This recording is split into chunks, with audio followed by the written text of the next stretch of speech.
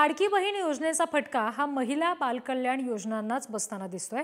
कारण जिल्ह्यांचा महिला बालकल्याण योजनांचा 1/3 निधी हा लाडकी बहीणसाठी वापरला जातोय आणि डीपीडीसी कडून महिला बालकल्याणसाठी मिळणाऱ्या निधीतून खर्च केला जातोय आणि डीपीडीसी कडून मिळणाऱ्या 3% 1% निधी लाडकी बहीणकडे वळवला जाणार आहे। लाडकी बहीण योजनेची अंमलबजावणी, प्रचार, तांत्रिक गरजा याच्यासाठी निधी वापरला जाईल।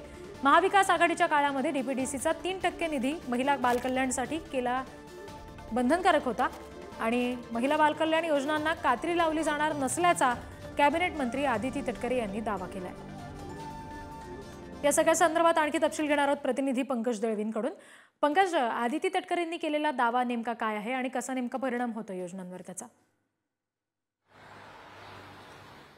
नाही, विषय महत्त्वाचाच म्हणावा लागेल, कारण प्रत्येक जिल्ह्याला planning and development council, DPDC district planning and development council, ज्याला आपण मराठीमध्ये जिल्हा नियोजन समिती म्हणतो, ही समिती जी आहे ती स्थापन केलेली असते, काउन्सिल असतं।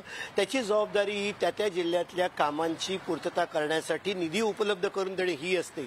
आता जो महाविकास आघाडीचं सरकार होतं त्याच्यामध्ये डीपीडीसीचा निधी जो आहे तो 3% निधी हा जो आहे तो महिला बाल कल्याण विभागाची कामं करण्यासाठी आणि त्याच्यासाठी वर्ग करण्याचा निर्णय घेण्यात आला। म्हणजे जर का एका जिल्ह्याला 100 रुपये निधी मिळत असेल तर त्याचे 3 रुपये हे महिला बाल कल्याण विभागाच्या गरजे पूर्ण करण्यासाठी किंवा त्याच्या कामासाठी दिला जाणार हा निर्णय झाला।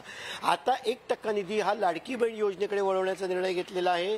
म्हणजेच महिला बाल कल्याण विभागाच्या जी कामं आहेत किंवा ज्याच्यासाठी हा निधी वर्ग केला आहे त्याला 1% कात्री लावावी लागेल असं आपल्याला याच्यातून स्पष्ट होतं।